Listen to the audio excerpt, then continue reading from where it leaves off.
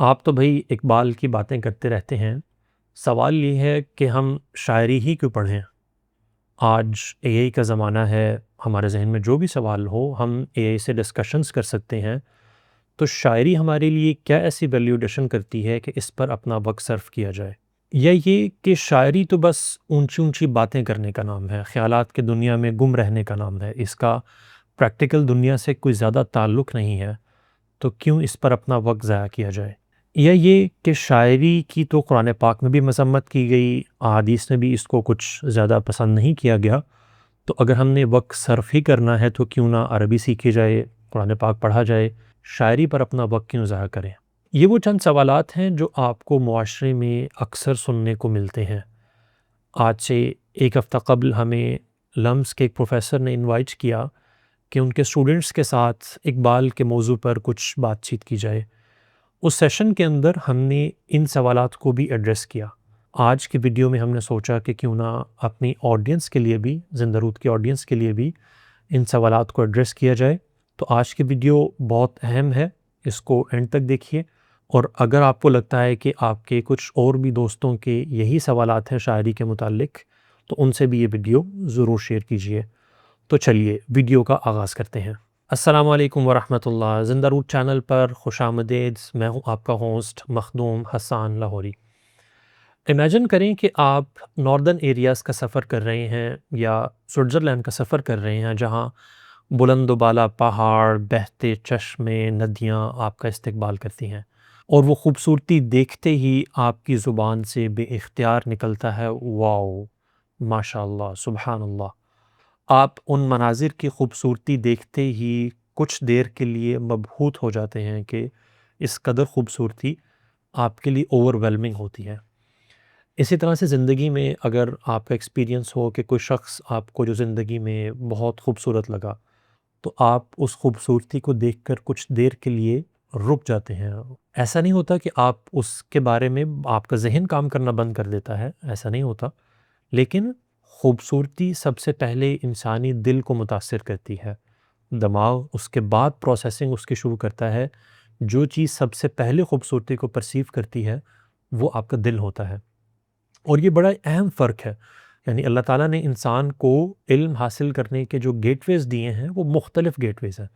ایک تو ہماری 5 سینسز ہیں جن سے ہم مختلف چیزوں کو چکھتے ہیں، دیکھتے ہیں، سونگھتے ہیں، یہ ہمارے جو 5 سینسز ہیں بڑی ہمارے لیے اہم ہے وہ۔ اسی طرح سے ہمارا ذہن ہے جو کہ چیزوں کو انالائز کرتا ہے، ان کے بارے میں سوچتا ہے، مختلف نتائج ہم اخذ کرتے ہیں، حکمت، دانائی، فلسفہ، سائنس، یہ سب کے سب چیزیں ہمارے پرائمرلی ہمارے ذہن سے، ہمارے دماغ سے متعلق ہیں۔ اسی طرح ہمارا دل، اس کے بھی مختلف کام ہیں، جن کاموں میں سے ایک کام یہ ہے کہ وہ اگر اس کے سامنے خوبصورتی آئے جو واقعی اس کو بہت پسند آئے، تو ہماری پوری باڈی میں، ہمارے پورے سینسز میں خوبصورتی کو جو چیز سب سے پہلے محسوس کرے گی وہ ہمارا دل ہوتا ہے۔ اور اسی لیے کہتے ہیں کہ اگر آپ کا دل کسی چیز پر آ جائے تو ذہن اس کا غلام بنتا ہے، وہ اس کے لیے توجیہات کرے گا۔ تو ہمارے لیے اس سوال کو سمجھنا بہت اہم ہے کہ خوبصورتی کا ہماری زندگی سے کیا تعلق ہے۔ یعنی شاعری پہ ڈسکشن ہم بعد میں کریں گے، سب سے پہلے ہمیں یہ سمجھنا ہے کہ خوبصورتی ان اٹ سیلف انسان کے ساتھ کیا کرتی ہے، اس کی وجہ سے انسان میں کیا تبدیلیاں آتی ہیں، خوبصورتی کو پرسیو کرنا کیا ہوتا ہے۔ یہ وہ سوالات ہیں جو عام طور پہ آپ کو سننے کو نہیں ملتے۔ ہم اپنی زندگی میں خوبصورتی ایکسپیرینس تو کرتے ہیں، لیکن اس کے بارے میں کبھی ہم نے گہرا غور و فکر نہیں کیا کہ خوبصورتی ہمارے ساتھ، ہماری زندگی میں کیا تبدیلیاں لاتی ہے۔ میں نے بھی اپنی زندگی میں اس سوال پر بہت غور کیا تھا، اور شاید اب تک کا جو سب سے خوبصورت جواب اس کا ملا کہ خوبصورتی انسان کے ساتھ کیا کرتی ہے، اس کا جو سب سے خوبصورت جواب دیا وہ علامہ اقبال رحمۃ اللہ علیہ نے دیا۔ تو آئیے چلتے ہیں، اقبال ہی کی زبان سے سنتے ہیں کہ خوبصورتی انسان کے ساتھ کیا کرتی ہے۔ یہ ہم نے زندہ رود ویب سائٹ پر علامہ کی وہ نظم اوپن کر لی جس میں انہوں نے شاعری کی ایسنس پر بات کی ہے۔ اگرچہ نظم تو فارسی میں ہے، لیکن زندہ رود ویب سائٹ پر آپ کو علامہ کا مکمل فارسی کلام اردو اور انگلش ترجمے کے ساتھ ملتا ہے۔ اس کی امید ہے آپ کو سمجھنے میں مشکل نہیں ہوگی۔ اگرچہ ہم مکمل نظم نہیں پڑھیں گے، لیکن اگر آپ مکمل نظم پڑھنا چاہیں تو ہم آپ سے اس نظم کا لنک بھی شیئر کر سکتے ہیں۔ هرچه باشد خوب و زیبا و جمیل در بیابان طلب ما را دلیل. جو چیز بھی دلکش، خوبصورت اور حسن و جمال سے آراستہ ہے، در بیابان طلب، وہ طلب کے ولڈرنس میں، آرزو اور خواہش کے جنگل میں ہماری رہنمائی کرنے والی ہے۔ یعنی یہ عجیب شعر ہے۔ آپ یوں سمجھیے کہ انسان جب زندگی گزارتا ہے تو اس کے سامنے ایک لامتناہی سلسلہ ہوتا ہے آرزوؤں کا، خواہشات کا، انسان یہ چاہتا ہے، کبھی وہ چاہتا ہے، اور کچھ دن کے لیے انسان اس پہ محنت بھی کرتا ہے، پھر چھوڑ بھی دیتا ہے، پھر اس کے سامنے نئی خواہشات آتی ہیں، تو ایک جنگل ہے ہمارے سامنے خواہشات کا، اور جس کو جو ہم کرنا چاہتے ہیں اس کا ایک جنگل ہے۔ لیکن اس جنگل میں کچھ چیزیں ایسی ہیں کہ جب وہ ہمارے سامنے آتی ہیں تو پھر ہم ان کی طرف فوکسڈ ہوتے ہیں، ہم پھر ان کو ایسا نہیں ہوتا کہ ان کو ہم نے دیکھا اور ہم نے اگنور کر دیا، ہم پھر ان کے پیچھے چلنا شروع ہوتے ہیں، ہم یہ چاہتے ہیں کہ وہ ہم ان تک پہنچیں، ان سے ملیں، ان کی جستجو کے اندر ہم آگے بڑھتے چلے جاتے ہیں۔ تو وہ خوبصورتی ہے کہ ہر چہ باشد خوب و زیبا و جمیل، جو چیز بھی دلکش ہوگی، خوبصورت ہوگی، حسن و جمال سے آراستہ ہوگی، وہ ہمارے اندر عمل کا جذبہ پیدا کرے گی۔ نقش او محکم نشیند در دلت، آرزوها آفریند در دلت۔ وہی بات کہ اب پہلے شعر میں جس طرح علامہ نے فرمایا کہ آپ کے سامنے جب ایک جنگل ہے، ایک بیابان ہے، ولڈرنس ہے، تو اس کے اندر بہت سی چیزیں انسان دیکھتا ہے، ان کو اگنور بھی کرتا ہے، لیکن جو خوبصورتی انسان کو نظر آئے گی تو نقش او محکم نشیند در دلت، کہ اس خوبصورت شے کا نقش تیرے دل میں بڑا گہرا اور مستحکم بیٹھتا ہے، انسان اس کو اگنور نہیں کر سکتا آسانی سے۔ اور نہ صرف یہ کہ اس کا نقش آپ کے دل میں گہرا اور مستحکم بیٹھتا ہے، بلکہ وہ خوبصورتی پھر آپ کے ساتھ یہ کرتی ہے کہ آرزوہا آفرینت در دلت، وہ مستقل طور پر نئی نئی آرزوئیں آپ کے دل میں جنم دیتی ہے۔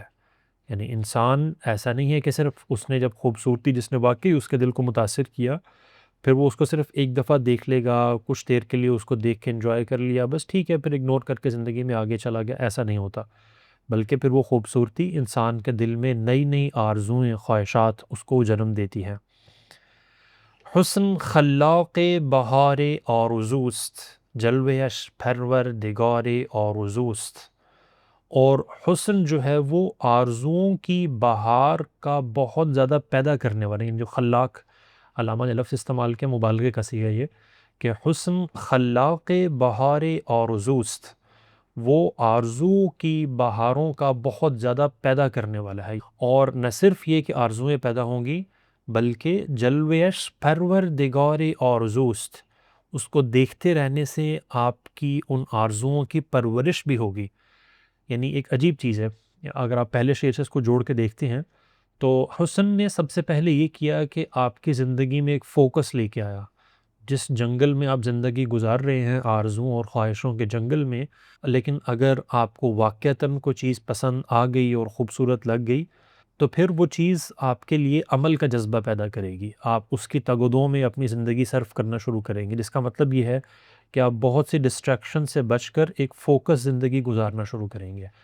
پھر یہ ہے کہ وہ خوبصورت چیز آپ کے دل میں نئی نئی آرزوئیں پیدا کرے گی اور ان آرزوؤں کو پرورش بھی کرے گی۔ یعنی یہ تینوں چیزیں، آپ نے جب ایک لمبے سفر پر جانا ہوتا ہے تو اس کے اندر آپ کو فوکس بھی چاہیے ہوتا ہے، آپ کو مستقل جذبہ بھی چاہیے ہوتا ہے، اور مستقل اس کو نرش کرنے والی چیزیں بھی آپ کے اندر ہوں تو آپ کے لیے وہ سفر آسان ہوتا ہے۔ تو یہ تینوں چیزیں آپ کے لیے حسن یہ کام سر انجام دیتا ہے۔ اب اس کے بعد اگلے شعر کے اندر علامہ اب اس کو شاعری کے ساتھ جوڑتے ہیں۔ سینائی شاعر تجلی زار حسن، خیزد از سینائے او انوار حسن۔ شاعر کا سینہ وہ حسن کا تجلی زار ہے، وہ حسن کی جلوہ گاہ ہے، وہ آپ کو حسن دکھاتا ہے۔ خیزد از سینائے او انوار حسن، اور اس کے طور سینہ سے حسن کے انوار پھوٹتے ہیں۔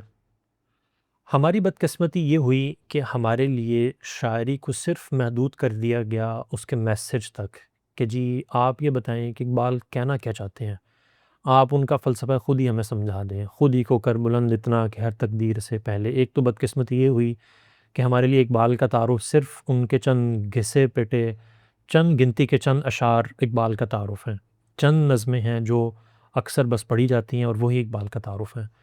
اس سے بڑی بدقسمتی یہ ہوئی کہ ہم جب اقبال کی بات کرتے ہیں تو ہم کہتے ہیں کہ جی بس میسج کی بات کریں آپ، کہ اقبال کہنا کیا چاہتے تھے ہمیں وہ سمجھائیں، ان کا فلسفہ خود ہی ہمیں سمجھا دیں، مرد مومن اقبال کس کو کہتے ہیں ہمیں وہ سمجھا دیں، اقبال نے پیام مشرق میں کیا بات کی ہمیں بس وہ سمجھائیں، جاوید نامہ کے اندر اقبال کیا بات کرتے ہیں ہمیں بس وہ میسج بتا دیں کہ وہ اقبال نے کیا بات کی، اقبال کا سفر کیا تھا، کیسے آسمانوں پر گئے وہ، ہمیں بس وہ سمجھ آنی چاہیے وہ۔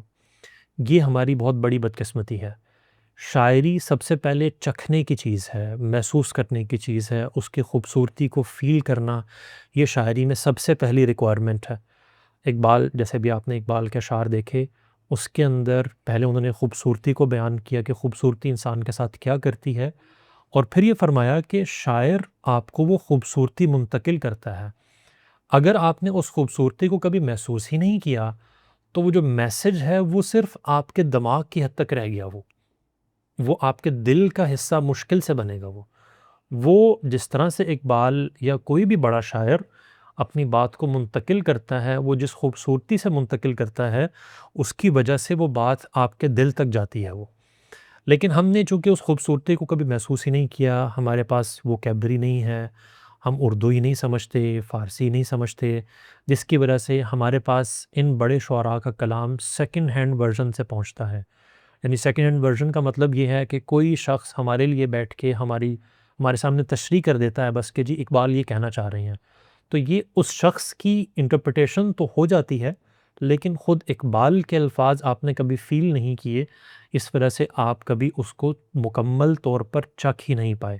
تو یہ چیز ہمیں سب سے پہلے سمجھنے کی ہے۔ جو میرا ابھی پچھلے ہفتے لمس کے اسٹوڈنٹس کے ساتھ سیشن تھا، اس میں بھی میں نے انہیں یہی بات بتائی کہ آپ اس خوبصورتی کو اگر محسوس نہیں کر پاتے شاعری کی، تو آپ کے لیے اس کا میسج وہ میننگ لیس ہو جاتا ہے۔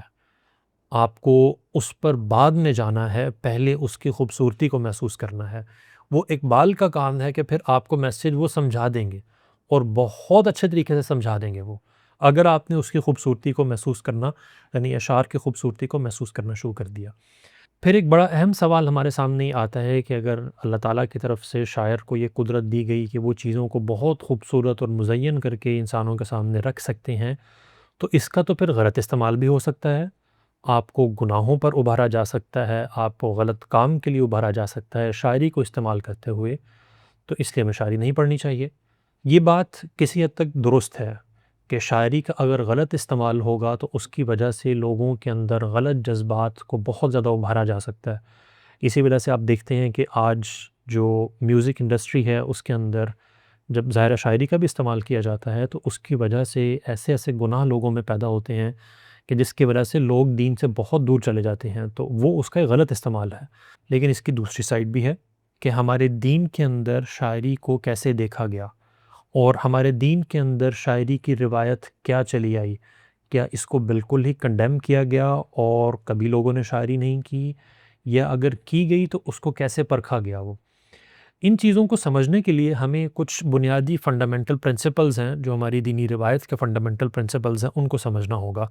مختصر طور پر میں آپ کو ان کو بتاتا ہوں، پھر ان کو ہم کنیکٹ کریں گے شاعری کے ساتھ، اور پھر دین کے اندر جو ایک شاعری کی روایت ہے انشاءاللہ اس کو سمجھنے میں ذرا آسانی ہوگی۔ اس روایت کے تناظر میں اقبال کی شخصیت پوری طرح آپ کے سامنے کھل کر سامنے آئے گی انشاءاللہ۔ الحق، الخیر اور الجمال، یعنی یہ تین اصطلاحیں ہیں، اس کو ہمارے یہاں کہا جاتا ہے کہ اصول سیگانہ۔ الحق کا مطلب ہے دی ٹروتھ، یہ بنیادی طور پر اللہ تعالیٰ کے لیے استعمال کیا جاتا ہے کہ اس کائنات کی سب سے بڑی سچائی اور پہلی سچائی اور ابدی سچائی وہ اللہ تعالیٰ کی ذات ہے۔ اور خیر یعنی ایول کے مقابلے میں گڈنس، خیر کی جو بھی شکل ہو، وہ چاہے اخلاق میں ہو، چاہے انسانی فطرت کے اندر ہو، چاہے دین کے اندر ہو، جو بھی اس کی شکل ہو سکتی ہے کہ وہ اس خیر کے اندر آتی ہے ایول کے مقابلے میں۔ اور تیسری چیز ہے جمال، جمال کہتے ہیں بیوٹی کو، اور یعنی اس کا مطلب یہ ہے کہ دینی روایت کے اندر جب بھی ہم بات کریں گے تو ان تین چیزوں کو ہمیشہ اکٹھا بیان کیا جاتا ہے۔ یعنی اللہ تعالیٰ کی ذات کا جب بیان ہوگا تو یہ ناممکن ہے کہ وہ خیر کے بغیر ہو اور جمال کے بغیر ہو۔ یعنی کیوں ایسا کیوں ہے؟ کیونکہ صحیح مسلم کی ایک روایت ہے کہ اللہ کے نبی صلی اللہ علیہ وسلم نے فرمایا کہ ان اللہ جمیل یحب الجمال، اللہ تعالیٰ خوبصورت بھی ہیں اور خوبصورتی کو پسند بھی کرتے ہیں۔ تو اس لیے اللہ تعالیٰ خوبصورتی کا سرچشمہ بھی ہے وہ. اس لیے اگر اللہ تعالیٰ کا بیان ایک بہت بھدے انداز کے اندر ہو، لوگوں کو متنفر کرنے والا ہو، لوگوں سے دور کرنے والا ہو، تو بیان کرنے والے نے اللہ تعالیٰ کی ذات کے بیان کا حق نہیں ادا کیا. اسی طرح سے خیر کو بھی اللہ تعالیٰ کے ساتھ جب بیان کیا جائے گا تو خیر ہمیشہ اللہ تعالیٰ کا ایک انٹیگرل پارٹ ہے وہ. یعنی ہم کبھی اللہ تعالیٰ کی ذات کا تصور نہیں کر سکتے کہ وہ خیر کے بغیر ہیں. وہ شر کسی بھی طرح سے اللہ تعالیٰ کے ساتھ ہم ایسوسیٹ نہیں کر سکتے وہ. اچھا، یہ فنڈامنٹل پرنسپلز ہمارے لیے کیوں سمجھنا ضروری ہے؟ یعنی شاعری کو سمجھنے کے لیے ان کا کیا تعلق ہے آپس کے اندر؟ اس کی وجہ یہ تھی کہ جب بھی ہماری روایت کے اندر، دینی روایت کے اندر دین کا بیان کیا جاتا تھا، خیر کا بیان کیا جاتا تھا، اللہ کا بیان کیا جاتا تھا، تو اس کو کوشش یہ کی جاتی تھی کہ خوبصورتی کے ساتھ بیان کیا جائے. یعنی وہ خوبصورتی جو اللہ کی ذات کا انٹیگرل پارٹ ہے، جب لوگوں کے سامنے تعارف بھی کیا جائے تو وہ خوبصورتی بھی لوگوں کے سامنے آئے وہ. اور جس طریقے سے وہ بات کی جائے، ڈیلیور کی جائے، اس کے اندر بھی یہ خوبصورتی ہو. جیسے کہ شاعری کا ایک بنیادی کام ہے وہ یہی ہے کہ لوگوں کو اپنی جو بات ہے وہ خوبصورتی سے منتقل کی جائے. اسی لیے پھر شاعری کو بھی میڈیم بنایا گیا دین کی بات کو منتقل کرنے کے لیے، خیر کو منتقل کرنے کے لیے. ہماری تاریخ کے اندر شاعری کو بھی ایک ذریعہ بنایا گیا. اس کے علاوہ بھی ذریعے ہیں، یعنی صرف شاعری تک محدود نہیں ہیں، اور بہت سے ذرائع ہیں، لیکن شاعری بھی اس کا ایک بڑا اہم ذریعہ رہا ہے وہ. اسی وجہ سے آپ صحابہ میں دیکھتے ہیں تو آپ کو بہت سے شعراء نظر آئیں گے وہ. حضرت حسان ابن ثابت رضی اللہ تعالیٰ عنہ، عبداللہ ابن رواحہ، اسی طرح حضرت علی رضی اللہ تعالیٰ عنہ کا بہت سا کلام آپ کو ملتا ہے. یعنی یہ وہ تمام لوگ تھے جو اللہ کے نبی صلی اللہ علیہ وسلم کے سامنے بھی شاعری کرتے تھے. اور بعض اوقات روایات میں یہ بھی ملتا ہے کہ خاص طور پہ میدان جہاد کے اندر جو کی گئی شاعری ہے وہ بعض اوقات تیروں سے اور تلواروں سے زیادہ سخت جا کر وہ دشمن پر لگتی ہے. یعنی اس کی وجہ سے آپ نے خیر کا کام لینے کے لیے شاعری کو بھی استعمال کیا وہ. اسی طرح آپ کو تابعین کے اندر، تبع تابعین کے اندر آپ کو بہت سے شعراء نظر آئیں گے وہ، اور بہت متنوع موضوعات کے اوپر آپ کو بات کرتے نظر آئیں گے وہ. امام شافعی رحمۃ اللہ علیہ کا مکمل دیوان آج تک چھپتا ہے، لوگ اس کو پڑھتے ہیں. اگر یہ ہوتا کہ شاعری کی مذمت مطلقاً کی گئی ہے، کہ اس کو بالکل ہی as a genre, as a category ہی اس کو بالکل ڈسکارڈ کر دیا گیا ہے، تو کبھی بھی ایسا نہ ہوتا کہ ہماری اسلامی تاریخ کے اتنے بڑے بڑے لوگ شاعری کرتے نظر آتے وہ. اسی طرح آپ کو ہر صدی کے اندر بڑے بڑے علماء جو نظر آئیں گے، ان میں سے بہت سے ایسے علماء ہیں جو کہ خود شاعر تھے، اعلیٰ درجے کے، اعلیٰ پائے کے شاعر تھے وہ. رومی جو ہماری تاریخ کے بہت بڑے شاعر ہیں، وہ بذات خود ایک فقیہ بھی تھے، وہ عالم بھی تھے، وہ مدرس بھی تھے، وہ صوفی بھی تھے، وہ شاعر بھی تھے. علامہ ابن قیم رحمۃ اللہ علیہ بہت بڑا نام ہے، آپ ان کی کتابیں پڑھیں، آپ کو جا بجا شاعری اس کے اندر نظر آئے گی. تو ہمارے یہاں بعض اوقات جب یہ بات کی جاتی ہے کہ شاعری کا دین سے کوئی تعلق نہیں ہونا چاہیے، یا دینی لوگوں کا شاعری سے کوئی زیادہ تعلق نہیں ہونا چاہیے، تو یہ شاید ہماری اپنی تاریخ سے جہالت کا نتیجہ ہوتی ہے. اسی طرح پھر ایک سوال یہ کیا جاتا ہے کہ ٹھیک ہے، شاعری خوبصورتی منتقل کرتی ہے، اس کی وجہ سے انسانی دل کے اندر آرزوئیں پیدا ہوتی ہیں، اور دینی روایت کے اندر بھی ہمیں بہت بڑے بڑے شعراء جو علماء بھی تھے وہ نظر آتے ہیں. لیکن ہمیں یہ تو سمجھائیں کہ اس کو پڑھنے کا ہمیں فائدہ کیا ہے؟ کون سی ایسی چیزیں ہیں جو کہ ہم نثر پڑھنے سے، پروز کو پڑھنے سے ہم تک نہیں پہنچ سکتی، جو صرف شاعری ہی کے ذریعے پہنچتی ہیں؟ اس چیز کو سمجھنے کے لیے آپ کو علم کی مختلف جہات یا ڈائمنشنز کو سمجھنا ہوگا. کچھ علوم ہمارے دین کے اندر ایسے ہیں کہ جو کہ حلال و حرام سے متعلق ہیں، جو کہ نصوص سے متعلق ہیں، جو کہ جن کو بہت واضح طریقے سے فقہا نے اور محدثین نے ہم تک منتقل کیا. یہ وہ علوم ہیں جو ہمارے لیے باؤنڈریز طے کرتے ہیں کہ ہم اگر شاعری پڑھنی ہو، یا ہم نے کوئی بھی دین کا یا دنیا کا کام کرنا ہو، تو ہمارے لیے بطور مسلمان باؤنڈریز کیا ہیں. ہم کسی بھی صورت ان باؤنڈریز کو کراس نہیں کر سکتے. اور دین کو سمجھنے کے لیے ہمارے مقتدا اور ہمارے لیے رہبر وہ یہی علماء ہوں گے، اور یہی فقہا ہوں گے، اور یہی محدثین ہوں گے وہ. لیکن دین کی کچھ اندرونی کیفیات بھی ہیں کہ آپ کے اندر جب زہد آتا ہے تو دل کی کیا کیفیت ہوتی ہے. جب انسان کا اللہ تعالیٰ کے ساتھ تعلق بنتا ہے تو اس تعلق کی وجہ سے دل کن کن کیفیات سے گزرتا ہے. ان کیفیات کو، اس عشق اور محبت کو لوگ کیسے ایکسپیرینس کرتے چلے آئے وہ.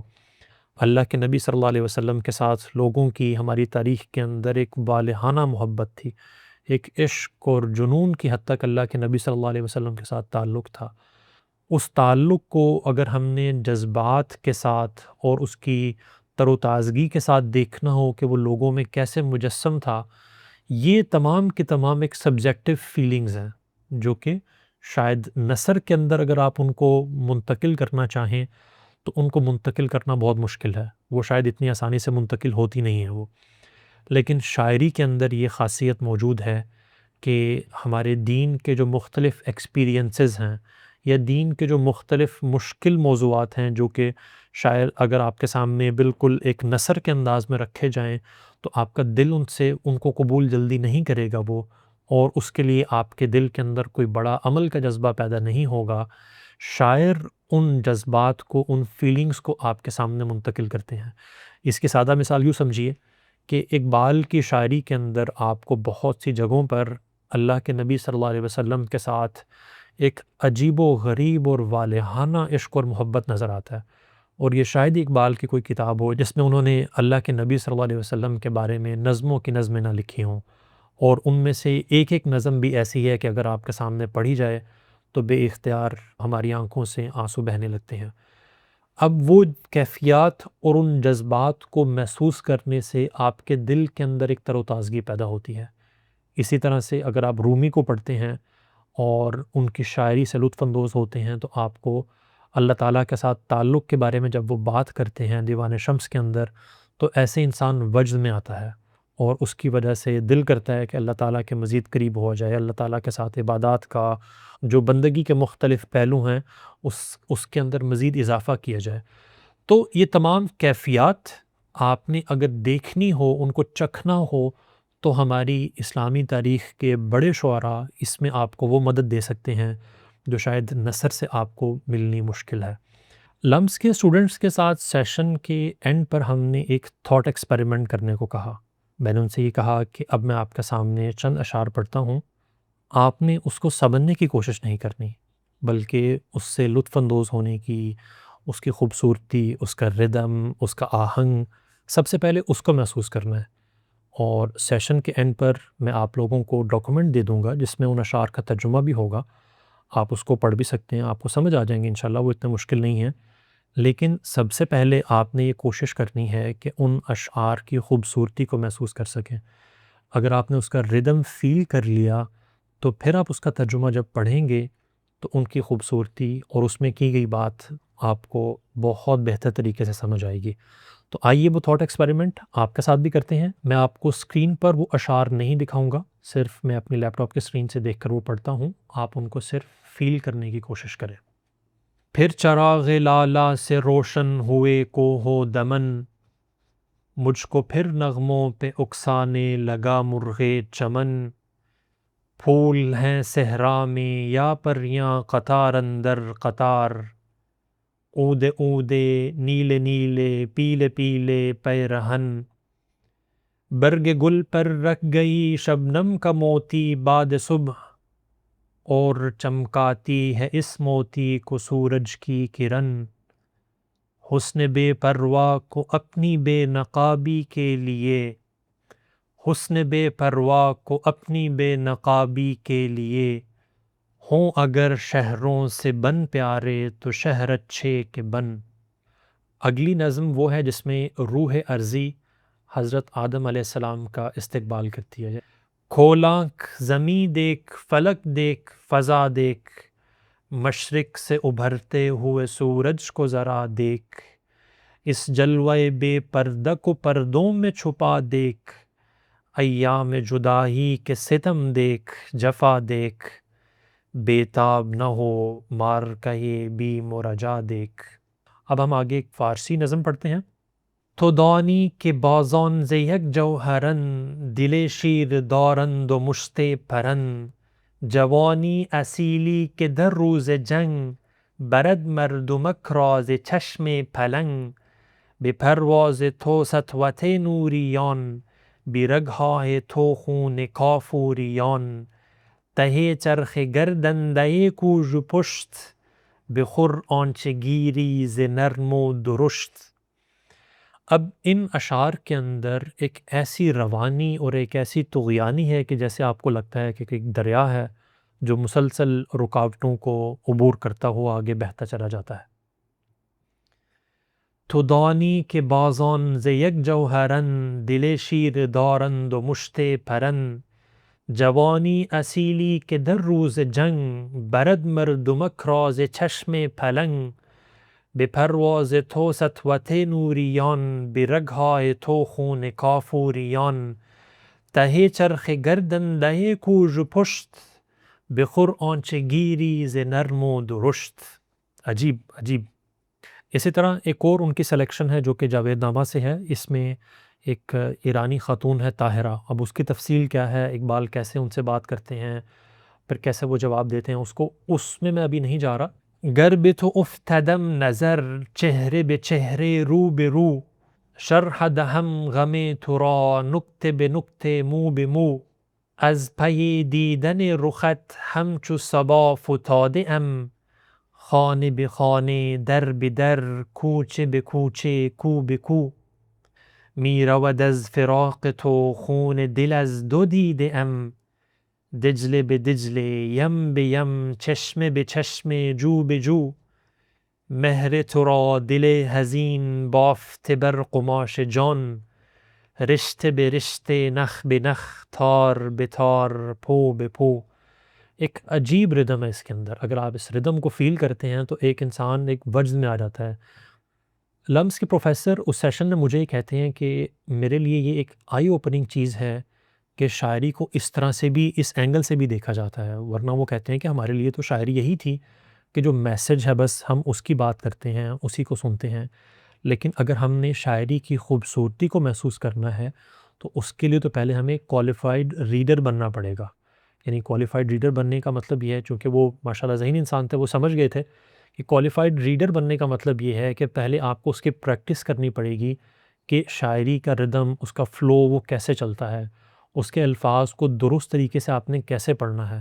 اگر آپ اس کا وزن ہی خراب کر دیں گے، اگر اس کے الفاظ کا تلفظ ہی ٹھیک نہیں ہوگا تو آپ وہ کبھی بھی اس کی خوبصورتی کو محسوس نہیں کر پائیں گے۔ وہ تو ان کی بات بالکل درست ہے، اور اس کے لیے آپ کو پھر کچھ اسٹوڈنٹس نے بھی سوال یہ کیا ہے کہ ہم اس کی پریکٹس کیسے کر سکیں۔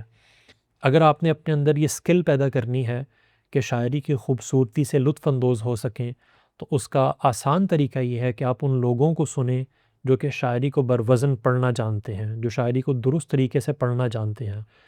ان لوگوں کو بار بار سنیے، اس سننے سے ہی آپ کی پریکٹس ہوتی چلی جائے گی اور آپ کا ذہن آہستہ آہستہ ٹرین ہونا شروع ہو جائے گا کہ شعر کو درست طریقے سے کیسے پڑھا جاتا ہے۔ اس کے لیے بہت اچھی ہمارے پاس لائبریری پوری موجود ہے۔ ضیاء محی الدین کی آواز کے اندر آپ کو علامہ اقبال کا مکمل اردو کلام مل جاتا ہے، آپ اس کو سنیے۔ یوٹیوب پر بہت اچھے اچھے چینلز ہیں جہاں پر آپ کو علامہ اقبال کا اردو کلام ضیاء محی الدین کی آواز میں یا کچھ اور بھی لوگوں کی آواز میں پیش کیا جاتا ہے، اس کو سنیے۔ اگر آپ کو فارسی شاعری سے دلچسپی ہے تو زندہ رود یوٹیوب چینل وزٹ کیجئے، وہاں پر بھی آپ کو علامہ اقبال کی فارسی شاعری کی ویڈیوز مل جائیں گی۔ ہم ریگولرلی وہاں پر فارسی شاعری پبلش کرتے ہیں۔ اسی طرح اگر آپ کو رومی یا حافظ یا سعدی یا فارسی کے دیگر شعراء میں دلچسپی ہو تو زندہ رود ویب سائٹ وزٹ کیجیے۔ اہل ایران اور اہل فارس کی 25,000 سے زائد آڈیو ریکارڈنگز ہم نے اپنی ویب سائٹ پر اپلوڈ کی ہیں، آپ ان کو سنیے، آپ کے اندر آہستہ آہستہ انشاءاللہ بروزن شعر پڑھنے کی استعداد پیدا ہو جائے گی۔ لیکن اگین یہ چیز ایسی ہے کہ جو کہ پریکٹس مانگتی ہے، جو کہ وقت مانگتی ہے۔ ایسا نہیں ہے کہ آپ صرف چند ہفتوں، چند مہینوں کی کوشش سے اپنے اندر وہ ملکہ پیدا کر لیں گے کہ شعر کو درست پڑھ سکیں، بلکہ ایک لمبا پروسیس ہے۔ لیکن ایک چیز کہ میں آپ کو گارنٹی دے سکتا ہوں کہ اگر آپ نے یہ سفر شروع کیا تو آپ اس کا ہر لحظہ انجوائے ضرور کریں گے۔ اگر آپ کو یہ ویڈیو پسند آئی ہو تو اپنے دوستوں سے، اپنے گھر والوں سے ضرور شیئر کیجئے، ہمارا چینل سبسکرائب کیجئے، بیل آئیکن پہ کلک کیجئے۔ اگلی ویڈیو میں دوبارہ ملتے ہیں۔ السلام علیکم۔